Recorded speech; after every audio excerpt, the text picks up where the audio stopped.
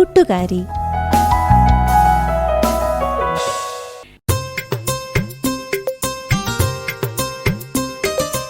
ദേശീയ പെൺകുട്ടികളുടെ ദിനത്തോട് അനുബന്ധിച്ചുള്ള ചർച്ചയാണ് ഇന്ന് കൂട്ടുകാരിയിൽ. നമ്മുടെ പെൺകുട്ടികൾ വർത്തമാനവും ഭാവിയും. ചർച്ച നയിക്കുന്നത് ഐശ്വര്യ. വിദ്യാഭ്യാസം, ആരോഗ്യ സൂചികകളുടെ കാര്യത്തിൽ രാജ്യത്തിന് മാതൃകയായിട്ടുള്ള ഒരു സംസ്ഥാനമാണ് നമ്മുടെ കേരളം. അതിൽ ആൺ പെൺ വ്യത്യാസമൊന്നുമില്ലെന്ന് നമുക്ക് അഭിമാനത്തോടെ തന്നെ പറയാനാകും.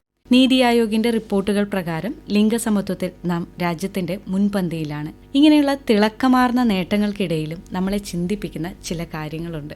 പഠനത്തിൽ വളരെ സജീവമായി പങ്കെടുക്കുന്ന നമ്മുടെ പെൺകുട്ടികളെല്ലാം തൊഴിലിടത്തിലേക്ക് എത്താത്തത് എന്തുകൊണ്ട്? വീടുകളിലും പൊതുവിടങ്ങളിലും സൈബർ ഇടങ്ങളിലും അവർ സുരക്ഷിതരാണോ?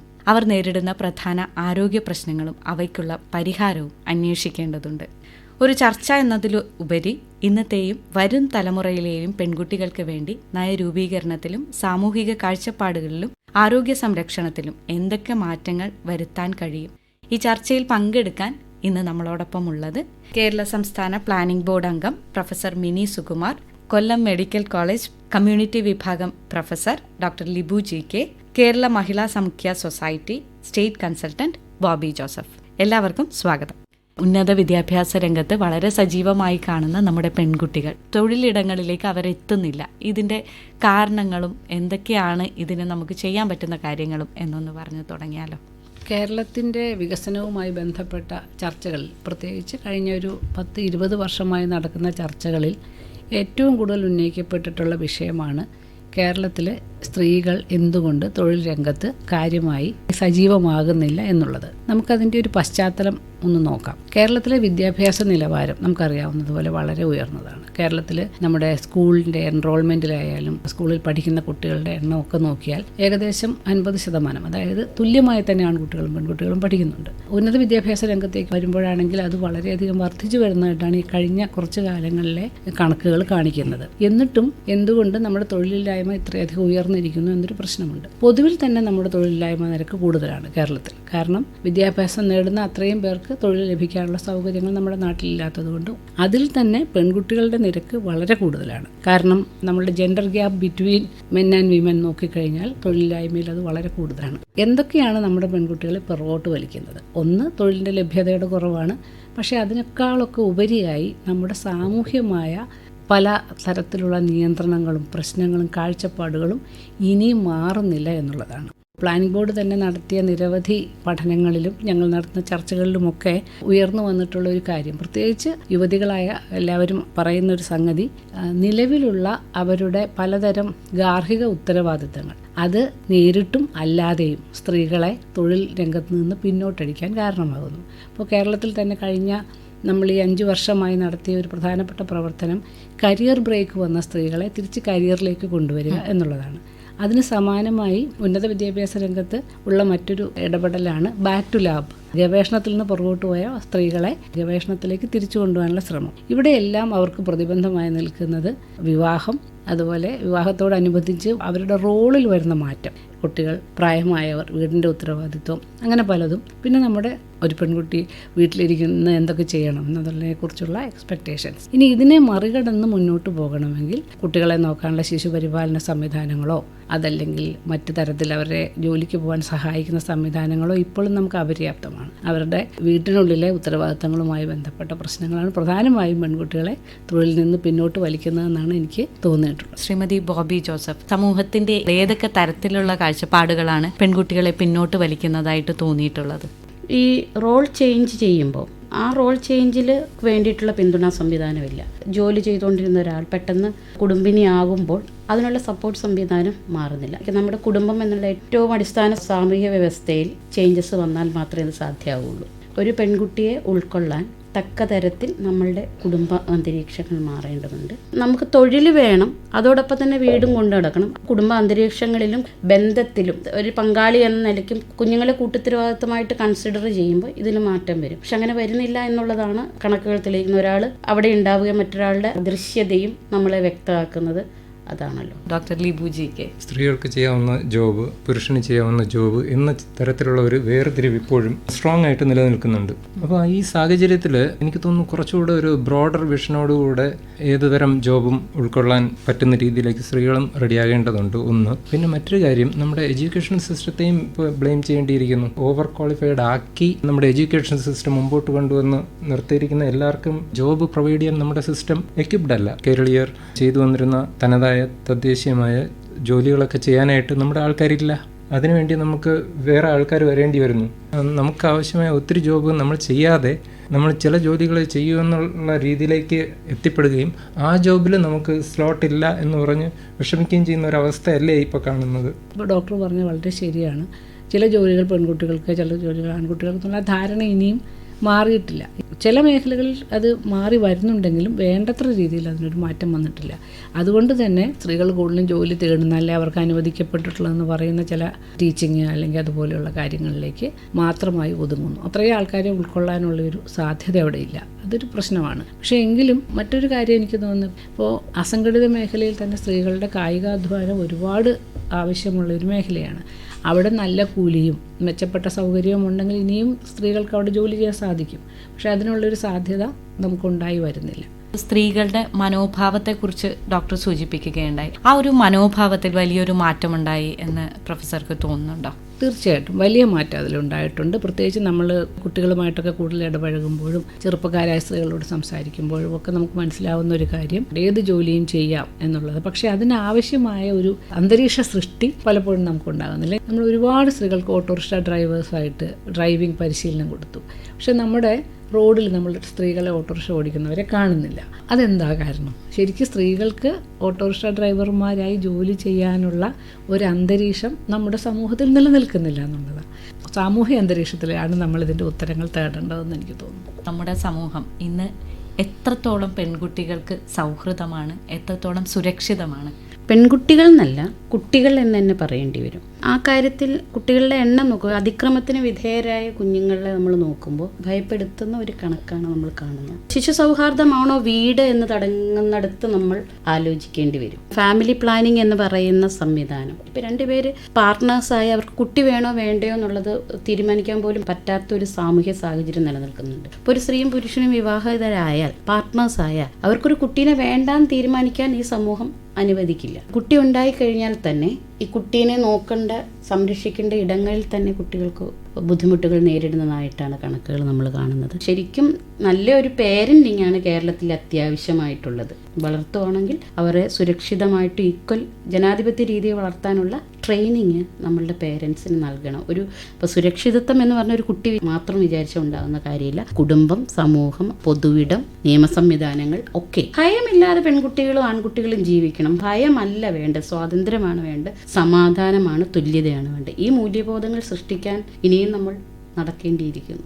കുട്ടികൾക്ക് കിട്ടേണ്ട ഒരു ലൈംഗിക വിദ്യാഭ്യാസം, അതിൻ്റെ ഒരു പ്രാധാന്യം വളരെ കൂടുതലാണ് എന്ന് ചൂണ്ടിക്കാണിക്കുന്ന ഒരു വിഭാഗമുണ്ട്, എതിർക്കുന്ന ഒരു മറുവിഭാഗവുമുണ്ട്. അതിനെക്കുറിച്ച് ഡോക്ടർക്ക് എന്താണ് തോന്നുന്നത്? ഇപ്പോഴത്തെ ഈ മൊബൈൽ ഫോണിൻ്റെയും ഇൻ്റർനെറ്റിൻ്റെയും ഒരു കാലഘട്ടത്തിൽ പണ്ട് മിസ്റ്ററി ആയിട്ടും മിസ്റ്റീരിയസ് ആയിട്ടും കണ്ടിരുന്ന സെക്സുമായിട്ട് ബന്ധപ്പെട്ട ഒത്തിരി ഇൻഫർമേഷൻ വളരെ കുഞ്ഞു കുട്ടികളിൽ തന്നെ കിട്ടിക്കൊണ്ടേയിരിക്കുകയാണ്. സോ അവരാകെ കൺഫ്യൂസ്ഡാണ്.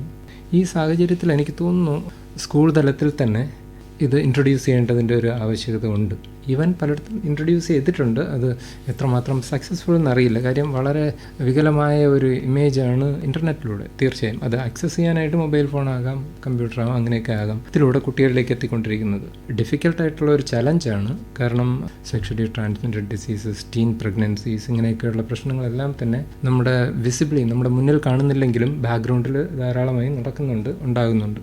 ഈ സാഹചര്യത്തിൽ sexual education is very important. ഇത്തരത്തിലുള്ള ചർച്ചകളിൽ മാഡം തീർച്ചയായിട്ടും ഭാഗഭാക്കായിട്ടുണ്ടാകുമല്ലോ. എന്താണ് അതിൻ്റെ ഒരു ഔട്ട്പുട്ട്? ഇത്തരം ചർച്ചകൾ ധാരാളമായി വരാറുണ്ട്. പ്രത്യേകിച്ച് കഴിഞ്ഞ ഒരു 2-3 വർഷമായിട്ട് നമ്മൾ സ്കൂൾ പാഠപുസ്തക പരിഷ്കരണത്തിൻ്റെ ഒരു പാതയിലായിരുന്നു. അപ്പോൾ അതിനു വേണ്ടിയിട്ട് നിരവധി ഫോക്കസ് ഗ്രൂപ്പുകൾ ഉണ്ടാക്കുകയും ആ ഫോക്കസ് ഗ്രൂപ്പുകൾ കുട്ടികളുമായി വരെ സംവദിക്കുകയും ചെയ്തു. സ്കൂൾ തലത്തിലുള്ള ചർച്ചകൾ വരെ നടന്നിരുന്നു. അതിലെനിക്ക് ഏറ്റവും ശ്രദ്ധേയമായി തോന്നിയത് കുട്ടികളുടെ പക്ഷത്തു നിന്ന് വന്ന അഭിപ്രായങ്ങൾ വളരെ പ്രധാനമായിരുന്നു. ഏജ് അപ്രോപ്രിയേറ്റ് ആയിട്ടുള്ള ഒരു കണ്ടന്റ് നമ്മുടെ സെക്സ് എഡ്യൂക്കേഷനുമായി ബന്ധപ്പെട്ട് വരണമെന്നും അതുപോലെ സ്കൂൾ അന്തരീക്ഷത്തിനകത്ത് നിലനിൽക്കുന്ന പലതരം വിവേചനങ്ങൾ, ആൺകുട്ടി പെൺകുട്ടി എന്നുള്ള വിവേചനങ്ങളുണ്ട്, മറ്റു പല രീതിയിലുള്ള കാര്യങ്ങളുണ്ട്. ഡിസബിലിറ്റി ഉള്ള കുട്ടികൾക്ക് വേണ്ടത്ര സ്കൂളിനകത്തുള്ള അവരുടെ ഇൻവോൾവ്മെൻറ്റ് കുറവായതുകൊണ്ടുണ്ടാകുന്ന അവരനുഭവിക്കുന്ന പ്രശ്നങ്ങൾ എന്നു തുടങ്ങി ഇന്ന് പാഠ്യപദ്ധതിയിൽ വരേണ്ട വിഷയങ്ങളടക്കം കുട്ടികൾ പറയുകയുണ്ടായി. മറ്റൊന്ന് നമ്മൾ കാണുന്ന ഒരു കാര്യം, ഈ ചർച്ചയിലൊക്കെ ആൺകുട്ടികളും പെൺകുട്ടികളും ഒരുപോലെ അല്ലെങ്കിൽ നന്നായി തന്നെ പങ്കെടുക്കുന്നുണ്ട്. ഒരുപക്ഷെ പെൺകുട്ടികൾ കുറച്ച് അധികമായി മുന്നിൽ നിൽക്കുന്നു എന്ന് തന്നെ നമ്മൾ പറയേണ്ടി വരും. പെൺകുട്ടികൾ കൂടുതൽ കൺസേൺഡ് ആയിട്ട് അവർ സംസാരിക്കുന്നുണ്ട്. വരേണ്ട മാറ്റങ്ങൾ എന്താണ്, അവരെന്ത് പ്രതീക്ഷിക്കുന്നു, ഇതാണ് വേണ്ടത്, ഇത് ഞങ്ങളുടെ അവകാശമാണെന്നുള്ള രീതിയിൽ സംസാരിക്കാനുള്ളൊരു ശേഷി പെൺകുട്ടികൾ നേടുന്നുണ്ട്. അപ്പോൾ അതിനൊപ്പം നമ്മുടെ ആൺകുട്ടികളെ കൂടി നമ്മൾ വളർത്തേണ്ട കാര്യമുണ്ട്. കുട്ടികളെ മൊത്തത്തിൽ ഒരു വിശ്വാസത്തിലെടുക്കാൻ നമ്മുടെ സമൂഹം തയ്യാറാവുകയും, കുട്ടികൾ കൂടുതലായി ഇൻ്റർനെറ്റിനെയും ഒക്കെ ആശ്രയിക്കുന്ന നമുക്ക് എല്ലാവർക്കും അറിയുന്ന കാര്യമാണ്. മൊബൈൽ ഫോണില്ലാതെ ഭക്ഷണം കഴിക്കൂല എന്ന് പറയുന്ന കുഞ്ഞുങ്ങളെയാണ് നമ്മൾ കാണുന്നത്. ചെറിയ കുഞ്ഞുങ്ങൾ, 2-3 വയസ്സുള്ള കുഞ്ഞുങ്ങളും അതിനാണ് വാശി പിടിക്കുന്നത്. പക്ഷേ അവർക്ക് അതല്ലാത്തൊരു സംഗതി, അവർക്ക് കളിക്കാനുള്ള ഇടങ്ങളുണ്ടോ, അവർക്ക് വായിക്കാനായി നല്ല പുസ്തകങ്ങളുണ്ടോ, അവർക്ക് സ്വതന്ത്രമായി ഇടപഴകാനുള്ള സ്ഥലങ്ങളുണ്ടോ, സ്കൂളിൽ അവർ എത്രമാത്രം സ്വതന്ത്രരാണ്, അത്തരം കാര്യങ്ങളും കൂടി നമ്മുടെ സമൂഹം ആലോചിക്കണം. കേരളം എല്ലാത്തിലും മുന്നിലാണെന്ന് നമ്മൾ പറയുന്നു. പക്ഷേ കുട്ടികൾക്ക് സുരക്ഷിതമായി കളിക്കാനുള്ള ഒരു പൊതു ഇടം ഉണ്ടാക്കാനുള്ളത് ഒരു പ്രധാന പരിഗണനയായി നമ്മുടെ എത്ര പഞ്ചായത്തുകൾ അല്ലെങ്കിൽ എത്ര മുനിസിപ്പാലിറ്റികൾ ചെയ്യുന്നുണ്ട്. അതിനെന്തുകൊണ്ടൊരു പ്രധാന പരിഗണന കൊടുക്കുന്നില്ല? അത് ചെയ്യാതെ നമ്മൾ കുട്ടികളെ എപ്പോഴും കുറ്റം പറഞ്ഞുകൊണ്ടിരിക്കുകയാണ്, നിങ്ങൾ ഇപ്പോൾ പഴയ പോലെയല്ല, പഠിക്കുന്നില്ല എന്നൊക്കെ പറയുകയാണ്. അപ്പോൾ അതിനൊക്കെയുള്ള മാറ്റങ്ങൾ ഉണ്ടാവണം. സമൂഹത്തോട് അവർക്ക് വേണ്ട കാര്യങ്ങൾ കുട്ടികൾക്ക് പറയാൻ സാധിക്കുന്നുണ്ട്. പെൺകുട്ടികൾ കൂടുതൽ വോക്കലാണ്, കൂടുതൽ കാര്യങ്ങൾ അവർ ഉച്ചത്തിൽ തന്നെ ആവശ്യപ്പെടുന്നുണ്ട്. പക്ഷേ സ്വന്തം കാര്യം, സ്വന്തം വിദ്യാഭ്യാസം, സ്വന്തം കരിയർ, സ്വന്തം വിവാഹം, ഇതിനെക്കുറിച്ചൊക്കെ തീരുമാനമെടുക്കാനുള്ള ഒരു ഏജൻസി എത്രത്തോളം നമ്മുടെ പെൺകുട്ടികൾക്കുണ്ട്? കുട്ടികളുടെ റൈറ്റ് പറയുമ്പോൾ ഏറ്റവും പ്രധാനപ്പെട്ട ഒരു റൈറ്റായിട്ട് പറയുന്നതാണ് റൈറ്റ് ടു പാർട്ടിസിപ്പേഷൻ, അത് പങ്കാളിത്തം എന്ന് പറയുന്നത്. ഇത് സംബന്ധിച്ച് നമുക്ക് അത്ഭുതം തോന്നും. ഒരു കുട്ടി ജനിക്കുമ്പോൾ തുടങ്ങി പേരൻ്റാണ് ഡിസൈഡ് ചെയ്യുന്നത് ഞാൻ എൻ്റെ കുഞ്ഞിനെ എന്താക്കാം, ആരാക്കാം എന്നുള്ളത്. കുഞ്ഞുങ്ങൾക്കതിൽ അവരൊരു ആക്ടർ ആകുക എന്നുള്ളത് മാത്രമേ, അല്ലെ ആക്ട്രസ് ആകുക എന്നുള്ളതേ ഉള്ളൂ. പേരൻ്റ് തീരുമാനിക്കുന്നിടത്ത് അവരായിത്തീരുക എന്നുള്ളതാണ്. ഇതിൽ എനിക്കെന്ത് വേണം എന്നുള്ളത് തീരുമാനിക്കുന്നിടത്ത് കുട്ടി നിഷ്ക്രിയയായി പോകുന്ന ഒരു റിയാലിറ്റി ഉണ്ട്. അതുപോലെ തന്നെ നമുക്ക് അറിയാം, സെക്സ് എഡ്യൂക്കേഷൻ്റെ കാര്യം പറയുന്നുണ്ട്. നമ്മളത് ആരോട് പറയും എന്നുള്ളത് പ്രസക്തമാണ്. പൊതുവിടം എന്ന നിലയിൽ നമുക്ക് സ്കൂളിൽ ഇത്തരം കാര്യങ്ങൾ നമുക്ക് പഠിപ്പിക്കാൻ പറ്റും, കരിക്കുലത്തിൻ്റെ ഭാഗമാക്കാൻ പറ്റും. പക്ഷെ ആരാണ് ഈ തീരുമാനം എടുക്കുന്നത്? അവരുടെ അടുത്ത് നമുക്ക് പറയാൻ പറ്റുമോ എന്നുള്ളിടത്താണ് പ്രശ്നം കിടക്കുന്നത്. കുട്ടിയുടെ സെക്സ് എഡ്യൂക്കേഷനെ കുറിച്ചിട്ട് നമ്മൾ സംസാരിക്കുമ്പോൾ പേരൻ്റ് ഇല്ലാതെ നമുക്കത് സംസാരിക്കാൻ പറ്റില്ല. പേരൻ്റാണ് ഡിസൈഡ് ചെയ്യുന്നത്. കുട്ടികൾക്കൊന്നിച്ച് കളിക്കാനോ നമ്മൾ സമയം കൊടുക്കാറില്ല. അക്കാഡമിക്സ് കുത്തി നിറച്ച് അതിൻ്റെ അപ്പുറത്തേക്ക്, പാഠപുസ്തകത്തിന് അപ്പുറത്തേക്ക് ചിന്തിക്കാൻ ഒരു കുട്ടിക്ക് ടൈമില്ല. 10 സബ്ജക്റ്റ് 10ാം ക്ലാസ്സിൽ പഠിക്കണം, അതിൻ്റെ അസൈൻമെൻറ്റ്, ഹോംവർക്കുകൾ, കാര്യം കഴിഞ്ഞിട്ട് അപ്പോഴാണ് കുട്ടിക്ക് കളിക്കാൻ സമയം ഉണ്ടാവുക. നമ്മൾ ഈ high amount of knowledge input അതിൻ്റെ അകത്തേക്ക് ഉള്ളിലേക്ക് വിടുക, ഇവർക്ക് റിലാക്സ്ഡ് ആകാൻ ഒരു സംവിധാനം ഇല്ലാതാകുകയും പിന്നെ കുട്ടികളെ പൊട്ടിത്തെറിക്കുന്ന ഒരു സാഹചര്യത്തിലേക്കാണ് എത്തുന്നത്. ഇതിനെയൊക്കെ ഒരു മാനവികതയുടെ ഉള്ളിൽ നിന്നുകൊണ്ട് കുട്ടികൾക്ക് ഇത്രയും നമ്മൾ പഠിക്കേണ്ടതുണ്ടോ, നമ്മൾ കുഞ്ഞുങ്ങളായി വളർത്താനുള്ള ഒരു അന്തരീക്ഷം നമുക്ക് പറ്റുന്നില്ല എന്നുള്ളതാണ്. ഈ സമ്മർദ്ദങ്ങൾക്ക് നടുവിലാണ് നമ്മുടെ മക്കൾ. സ്കൂളിൻ്റെ സമ്മർദ്ദം, കുടുംബത്തിൻ്റെ സമ്മർദ്ദം, ട്യൂഷൻ സെൻ്ററുകളിലെ സമ്മർദ്ദം, ഇതൊരു തരം തിളച്ച് മറിഞ്ഞ് കുഞ്ഞിനോട് ചിരിക്കാൻ പോലും പറ്റാത്ത തരത്തിലുള്ള സംഘർഷങ്ങളിലുള്ളിൽ പിന്നെ കുട്ടിക്ക് കിട്ടുന്ന ഏറ്റവും എക്സ്ട്രീം സ്ഥലത്തിൽ പോയി കുഞ്ഞുങ്ങൾ സന്തോഷിക്കുകയാണ് ചെയ്യുന്നത്. കുഞ്ഞുങ്ങൾക്ക് വളരാനുള്ള ഒരു സ്വതസിദ്ധമായ ഒരു അന്തരീക്ഷം നമ്മൾ നമ്മൾ സൃഷ്ടിക്കുന്നുണ്ടെന്ന് പറയുകയാണ്. പക്ഷേ റിയാലിറ്റി അത് ആരാണ് അസസ് ചെയ്യുന്നത്? അങ്ങനെ ഒരു അസസ്മെന്റ് ഒരു എഴുന്നേൽക്കുമ്പോൾ തുടങ്ങി കിടക്കുന്ന വരെയുള്ള ഒരു ടൈം മാനേജ്മെന്റിൽ കുട്ടികൾ എന്താണ് ചെയ്യുന്നത്? രക്ഷിതാക്കൾ പോലും അത് ചെയ്യുന്നില്ല. അപ്പം കുഞ്ഞുങ്ങൾ സുരക്ഷിതമായ അന്തരീക്ഷത്തിലാണോ ജീവിക്കുന്നത് എന്നൊരു പഠനം കേരളത്തിൽ അത്യാവശ്യമാണെന്നാണ് എനിക്ക് തോന്നുന്നത്. കുട്ടികൾക്ക് വേണ്ട അന്തരീക്ഷം ലഭിക്കാതെ വളരുമ്പോൾ, അവർക്ക് വേണ്ട സമയം ലഭിക്കാതെ വളരുമ്പോൾ അത് അവരുടെ ആരോഗ്യത്തെ എങ്ങനെയൊക്കെ ബാധിക്കുന്നുണ്ട്, പ്രത്യേകിച്ച് പെൺകുട്ടികൾ? ഈ കുട്ടികളുടെ ഈ എഡ്യൂക്കേഷൻ നടക്കുന്ന പീരീഡ്, മേ ബി ഒരു പ്രൊഫഷണൽ എഡ്യൂക്കേഷൻ കഴിയുന്നത് വരെ ഐ മീൻ ആരിവിടെ എത്തിപ്പെടും, എൻ്റെ മോളെവിടെ, എൻ്റെ മോനെവിടെ എന്ന് പറഞ്ഞ് പാരൻസും കുട്ടികളും ഞാനെവിടെ എന്ന് അന്വേഷിച്ച് അവരും കൂടെ ഇങ്ങനെ ഓടിക്കൊണ്ടിരിക്കുക. ഇതിൻ്റെ ഇടയിൽ ഏതെങ്കിലും ഒരു കുട്ടിയെ പീസ്ഫുള്ളായിട്ട് അവനെ ഡിസ്ട്രാക്ട് ചെയ്ത് അവൻ്റെ രീതിയിൽ വളർത്താമെന്ന് തീരുമാനിച്ചാൽ ഇന്നത്തെ ഒരു സാഹചര്യത്തിൽ അവൻ ഈ റൈസിന് പുറത്തു പോകും. അതാണ് ഇപ്പോഴത്തെ സാഹചര്യം. കുട്ടികളുടെ ഈ പരക്കം പാച്ചിലിനിടയിൽ അവർക്ക് ശാരീരികമായും മാനസികമായും പിന്നെ സാമൂഹികമായിട്ടുമുള്ള ഒത്തിരി പ്രഷർ വരുന്നുണ്ട്, ഒത്തിരി മോശമായ സാഹചര്യങ്ങൾ വരുന്നുണ്ട്. ഇപ്പോൾ ആരോഗ്യ പ്രശ്നങ്ങൾ, അത് ശാരീരികാരോഗ്യമാകാം, മാനസികാരോഗ്യമാകാം, സോഷ്യലായിട്ട് കോപ്പ് ചെയ്യാനുള്ള ബുദ്ധിമുട്ടുകളാകാം, ഇതെല്ലാം ഉണ്ടാകുന്നുണ്ട്. പെൺകുട്ടികളുടെ പ്രത്യേകിച്ച് ഈ പറഞ്ഞ പോലെ പഴയ പഠനങ്ങളൊക്കെ എടുത്ത് നോക്കുമ്പോൾ തന്നെ അനീമിയയുടെ കാര്യം നമ്മുടെ കുട്ടികളിലും ഒരു 30% മുതൽ 40% വരെ കുട്ടികൾ പല സർവേകളിൽ നോക്കുമ്പോൾ പലയിടത്തായിട്ട് നോക്കുമ്പോൾ അവരിലൊക്കെ അനീമിയ ഉണ്ട്. അതായത് വിളർച്ച, രക്തത്തിൽ അയണിൻ്റെ അളവ് കുറവ്, അത് കാരണം ഓക്സിജൻ ക്യാരി ചെയ്യാനുള്ള കപ്പാസിറ്റി കുറവ്. അത് അവരുടെ പഠനത്തെ ബാധിക്കും, അവരുടെ സ്വതവേയുള്ള ആരോഗ്യത്തെ ബാധിക്കും, അവരുടെ പ്രഗ്നൻസിയെ ബാധിക്കും, അവരുടെ അടുത്ത തലമുറ കുഞ്ഞിനെ ബാധിക്കും. ഇതൊക്കെ കറക്റ്റ് ചെയ്യാൻ നമുക്ക് ഒത്തിരി മാർഗ്ഗങ്ങളുണ്ട്. പക്ഷേ ഇതൊക്കെ കുട്ടികൾ വന്ന് ചേരുന്നു എന്നുള്ളതാണ്. അപ്പോൾ ഇതെവിടെ പ്രശ്നം സംഭവിക്കുന്നു എന്ന് വെച്ചാൽ അവരുടെ ന്യൂട്രീഷൻ പ്രോപ്പറായിട്ട് അഡ്രസ്സ് ചെയ്യപ്പെടുന്നില്ല. ഈ പരക്കം പാച്ചിലിനിടയിൽ ബ്രേക്ക്ഫാസ്റ്റ് കഴിക്കാത്ത കുട്ടികൾ, നല്ലൊരു ശതമാനം കുട്ടികൾ ബ്രേക്ക്ഫാസ്റ്റ് കഴിക്കുന്നില്ല. രാത്രി ഉറങ്ങുന്നതിന് മുമ്പ് എന്തെങ്കിലും വയറ് നിറയെ കഴിച്ചിട്ട് കിടക്കുന്നു. ദാറ്റ് അഗെയിൻ ഈ പറഞ്ഞ പോലെ ഒബീസിറ്റി പോലുള്ള പ്രശ്നങ്ങൾ വരുന്നു. കുട്ടിയെ നോക്കുമ്പോൾ നല്ല ചബ്ബിയായിരിക്കുന്നു, പക്ഷേ ആവശ്യത്തിനുള്ള എസെൻഷ്യൽ ന്യൂട്രിയൻസ് കിട്ടുന്നില്ല, ഹെൽത്തി ആയിട്ടുള്ള ആഹാരമല്ല ഇവർ കഴിക്കുന്നത്. ഈ രീതിയിലേക്ക് പോകുന്നു. അപ്പോൾ ന്യൂട്രീഷൻ റിലേറ്റഡ് ആയിട്ടുള്ള ഒത്തിരി അസുഖങ്ങളും വന്നു ചേരുന്നുണ്ട്. ഒബീസിറ്റി, പോളിസിസ്റ്റിക് ഓവേറിയൻ കണ്ടീഷൻ, അതുമായിട്ട് ബന്ധപ്പെട്ട കാര്യങ്ങൾ, ഹോർമോണൽ ഡിസീസസ്, വിറ്റമിൻ ഡെഫിഷ്യൻസീസ്, ഇപ്പോൾ വിറ്റമിൻ ഡിയുടെയും ഒക്കെ കുറവ് കണ്ടുവരുന്നുണ്ട് കുട്ടികളിൽ. അപ്പോൾ ഇതെല്ലാം ഒരു സൈഡിൽ വരുന്നു. അതോടൊപ്പം തന്നെ സ്ട്രെസ്സ് വരുന്നു. ഇപ്പോൾ പലപ്പോഴും ഈ ഓൺലൈൻ, എനിക്ക് തോന്നുന്നു കോവിഡിനും അതിനൊരു റോളുണ്ട്. കുട്ടികളെ നല്ലൊരു മൊത്തത്തോടെ ബൾക്കായിട്ട് ഒരു ഓൺലൈൻ ഒരു എൻവയോൺമെൻറ്റിലേക്ക് കൊണ്ടെത്തിച്ചു. അതിൻ്റെ പ്രശ്നം എന്താണെന്ന് വെച്ചാൽ ഓൺലൈൻ സംഭവം കഴിഞ്ഞ് കോവിഡ് പോയി, പക്ഷേ കുട്ടികൾ ഇപ്പോഴും അവിടെ തന്നെ നിൽക്കുകയാണ്. അതിൻ്റെ നെഗറ്റീവ് എഫക്ട്സ് ആണ് ഇപ്പോൾ കൂടുതൽ അവരെ ബാധിച്ചിരിക്കുന്നത്. So they are more addicted or glued to their screens. ഒരു മൊബൈൽ ഫോൺ ലേക്ക് അവരങ്ങ് ഒതുങ്ങിച്ചേർന്നിരിക്കുകയാണ്.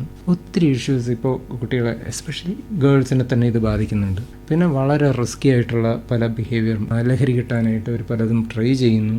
ചിലപ്പോൾ പിയർ പ്രഷർ ആകാം, ചിലപ്പോൾ ജസ്റ്റ് ഇമിറ്റേറ്റ് സംതിങ്, എന്തെങ്കിലും വിധത്തിൽ തുടങ്ങി അതിലേക്ക് അഡിക്ഷൻ വന്നു നിൽക്കുന്നു. ഗേൾസിൽ ഇത് മാത്രമല്ല, വേറെയും ഒത്തിരി പ്രശ്നങ്ങളുണ്ട്. മാനസിക രോഗം, ഇപ്പോൾ ആങ്സൈറ്റി, ഡിപ്രഷൻ, അങ്ങനെയൊക്കെയുള്ള പ്രശ്നങ്ങളെല്ലാം ഇവരിലുണ്ട്.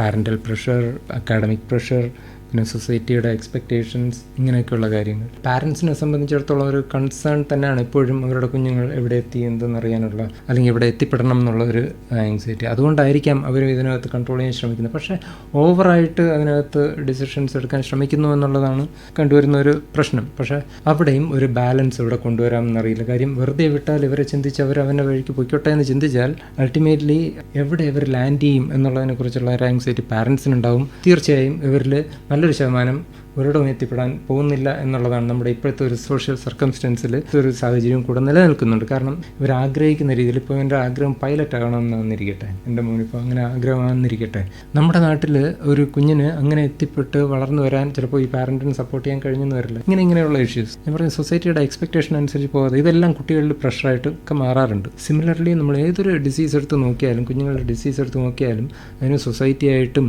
ഫാമിലിയായിട്ടും ഇൻസ്റ്റിറ്റ്യൂഷൻസായിട്ടും ഒക്കെ ചെയ്യേണ്ട കുറേ കാര്യങ്ങളുണ്ട്. അതൊന്നും നടക്കുന്നില്ല. Menstrual hygiene, sanitary pad use ചെയ്യുക, അല്ലെങ്കിൽ പറഞ്ഞ പോലെ പ്രോപ്പർലി ഡിസ്പോസ് ചെയ്യാൻ കഴിയാതിരിക്കുക, ഇങ്ങനെയൊക്കെയുള്ള ഇഷ്യൂസ് ഉണ്ട്. ആ സമയത്തുള്ള അവരുടെ ഇമോഷൻസ് ടാക്കിൾ ചെയ്യാനായിട്ടൊരു പിയർ ഗ്രൂപ്പോ അല്ലെങ്കിൽ ടീച്ചേഴ്സിൻ്റെ ഹെൽപ്പോ അതൊന്നും പ്രോപ്പറായിട്ട് പലയിടത്തും കിട്ടുന്നില്ല. ഇങ്ങനത്തെ ഇഷ്യൂസ് തീർച്ചയായിട്ടും ഒരു ഒറ്റമൂലിയൊന്നും നമുക്കിതിന് പറയാനില്ല. ഒരുപാട് കാര്യങ്ങൾ നമ്മൾ പരിഗണിക്കേണ്ടതുണ്ട്, ഒരുപാട് പ്രശ്നങ്ങൾക്ക് പരിഹാരങ്ങൾ ഉണ്ടാകേണ്ടതുണ്ട്. പക്ഷേ നമ്മൾ എവിടെ നിന്നെങ്കിലും തുടങ്ങേണ്ടതുണ്ട്. അതുപോലെ തന്നെ അവരുടെ വർത്തമാനവും ഭാവിയും അവരുടെ കൈകളിൽ തന്നെ സുരക്ഷിതമാക്കാനുള്ള ഒരു ചുവടുവയ്പ് നമ്മൾ നടത്തേണ്ടതുണ്ട്. അത് എങ്ങനെയായിരിക്കണം എന്നൊന്ന് ചുരുക്കി പറയാമോ മാം? കുട്ടികളുടെ ഒരു പങ്കാളിത്തം കൂടുതൽ കൊണ്ടുവരാൻ, കുട്ടികൾ കൂടുതലായി കാര്യങ്ങൾ അറിയുകയും അവർക്ക് സ്വന്തമായ അഭിപ്രായങ്ങൾ ഉണ്ടായിരിക്കുകയും ചെയ്യുന്നൊരു സമൂഹത്തിൽ അവരെ കൂടുതൽ കേൾക്കാനും അവരെ കൂടുതൽ മുന്നോട്ട് കൊണ്ടുവരാനുമുള്ള സംവിധാനങ്ങൾ ഉണ്ടാകണം എന്നുള്ളത് പ്രധാനമാണ്. നമ്മുടെ വിദ്യാലയങ്ങൾ, സ്കൂളുകളെല്ലാം തന്നെ കുറച്ചുകൂടി ഈ കുട്ടികളുടെ ഇത്തരം പഠനത്തിലുള്ള അധിക ഭാരത്തെ കുറയ്ക്കാനുള്ള ശ്രമം നടത്തിക്കൊണ്ട് അവരെ കുറച്ചും കൂടി ക്രിയാത്മകമായി പഠനത്തിൽ ഇൻവോൾവ് ചെയ്യിക്കാനുള്ള ചില കാര്യങ്ങൾ കൊണ്ടുവരുന്നത് നല്ലതായിരിക്കും.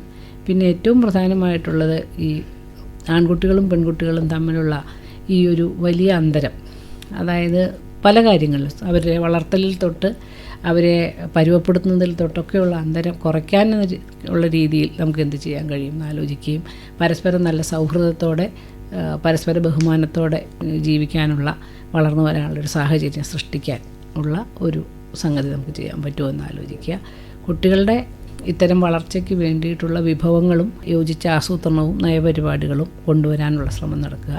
ഏറ്റവും പ്രധാനമായിട്ടുള്ള ഒരു മൂല്യം നമ്മൾ വളർത്തിയെടുക്കേണ്ടത്, അല്ലെങ്കിൽ നമ്മളും സ്വയം മനസ്സിലാക്കേണ്ടത്, ജനാധിപത്യ മൂല്യത്തിൽ ഉൾക്കൊണ്ടുകൊണ്ടുള്ള ഒരു സാമൂഹ്യ സൃഷ്ടി അനിവാര്യതയാണ് ഇന്നത്തെ കാലത്ത്. അത് കുട്ടികളായിക്കോട്ടെ, കുടുംബമായിട്ടെ, സ്കൂൾ അന്തരീക്ഷത്തിലായിക്കോട്ടെ, പൊതുവിടങ്ങളിലായിക്കോട്ടെ, മനുഷ്യനോട് കാണിക്കേണ്ട ജനാധിപത്യ മൂല്യങ്ങൾ കുട്ടികളെ പഠിപ്പിക്കണം. നമ്മളും അതോടൊപ്പം മാറേണ്ടതുണ്ട്.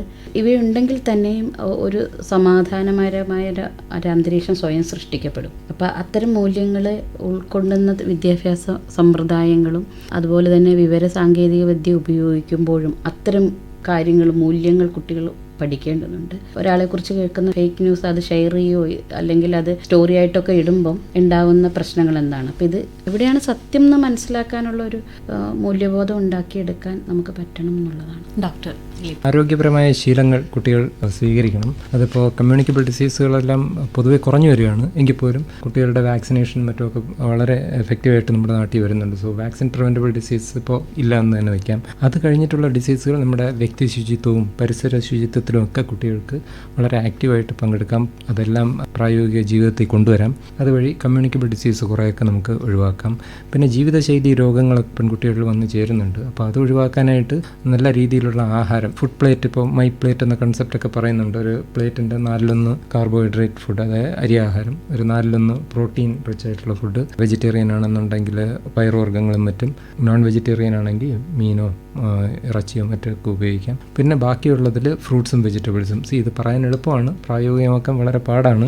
എങ്കിൽ പോലും ഈ രീതിയിലേക്ക് ഉള്ള ഒരു ആഹാര രീതി കുട്ടികൾ പാലിക്കുന്നത് നന്നായിരിക്കും. ദിവസേന ഒരു അരമണിക്കൂർ മുതൽ 1 മണിക്കൂർ നല്ല രീതിയിൽ ഓടിച്ചാടി വേർത്ത് കളിച്ച് ശാരീരിക ആരോഗ്യത്തിന് വേണ്ടി, നമ്മുടെ ഫിസിക്കൽ ഹെൽത്ത് ഇമ്പ്രൂവ് ചെയ്യുന്നതിന് വേണ്ടി ഫിസിക്കലായിട്ട് ആക്റ്റീവായിരിക്കാം. പുകയില, അതുപോലെ തന്നെ മദ്യം, പിന്നെ മറ്റു മയക്കുമരുന്ന്, ഇത്തരം ഹാബിറ്റ്സ് തുടങ്ങാതിരിക്കാം. ഇതൊക്കെയാണ് നമ്മുടെ 80% നമുക്ക് ജീവിതശൈലി രോഗങ്ങൾ വരാനുള്ള സാധ്യത കുറയ്ക്കാനായിട്ട് ചെയ്യാവുന്ന കാര്യങ്ങൾ. ഇത് പാലിക്കുകയാണെന്നുണ്ടെങ്കിൽ ഇതൊക്കെ പാലിച്ച് നല്ല രീതിയിൽ ഹെൽത്തി ആയിട്ടുള്ള ഒരു സമൂഹമായിട്ട് മുമ്പോട്ട് വരാം.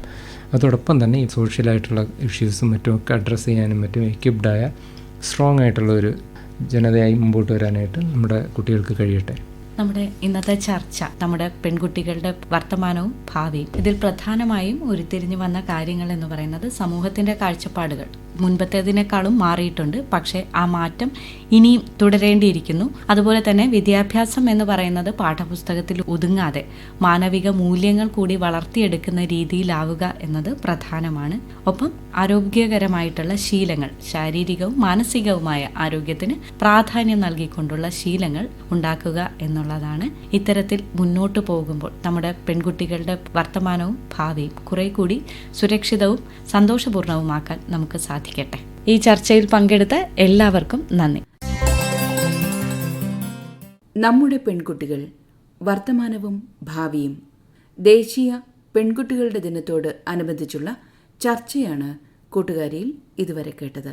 ഈ ചർച്ചയിൽ പങ്കെടുത്തവർ കേരള സംസ്ഥാന പ്ലാനിംഗ് ബോർഡ് അംഗം professor Mini Sukumar, Kollam medical college community വിഭാഗം professor doctor Libu GK, Kerala Mahila Samakhya society state coordinator Bobby Joseph.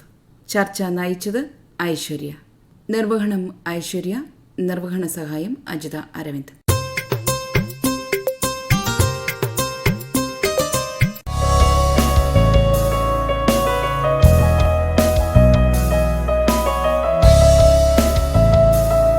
കൂട്ടുകാരി.